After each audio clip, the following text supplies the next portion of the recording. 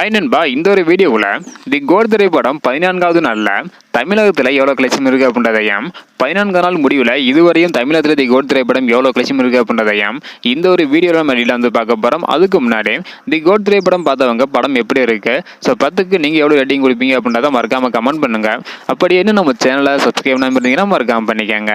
Okay நண்பா, வாங்க இன்னைக்கான வீடியோக்குள்ளே போகலாம். ஓகே நண்பா, 14வது நாளில் எவ்வளோ கலெக்ஷன் இருக்குது அப்படின்றத பார்க்குறதுக்கு முன்னாடி 13வது நாள் முடிவில் உலகம் முழுவதும் 413 கோடி வசூல் செய்துள்ளதாக அதிகாரப்பூர்வமான ஒரு அறிவிப்பு வந்து வெளியிட்டிருந்தாங்க. ஸோ இதனை தொடர்ந்து தற்பொழுது 14வது நாளில் தமிழகத்தில் மட்டும் 3 கோடி வரை கலெக்ஷன் பண்ணியிருக்குது. 14வது நாள் முடிவில் 188 கோடி வரை கலெக்ஷன் பண்ணியிருக்குது. ஸோ அடுத்தடுத்து எவ்வளோ கலெக்ஷன் பண்ணுது அப்படின்றத வெயிட் பண்ணி பார்க்கலாம். ஓகே அன்பா, இந்த மாதிரி தி கோட் திரைப்படம் அடுத்தடுத்து எவ்வளோ கலெக்ஷன் பண்ணுது அப்படின்றத தெரிஞ்சுக்க நினச்சிங்கன்னா மறக்காம நம்ம சேனல் சப்ஸ்கிரைப் பண்ணிக்கோங்க. 14வது நாள் முடிவில் 188 கோடி வரை கலெக்ஷன் இருக்குது. இதை பற்றி உங்களுக்கு கருத்து என்ன அப்படின்றத மறக்காம கமெண்ட் பண்ணுங்க. அப்படியே இந்த வீடியோ பார்த்தீங்கன்னா மறக்காம எல்லாருக்குமே ஷேர் பண்ணுங்க. ஓகே அன்பா, தேங்க்யூ.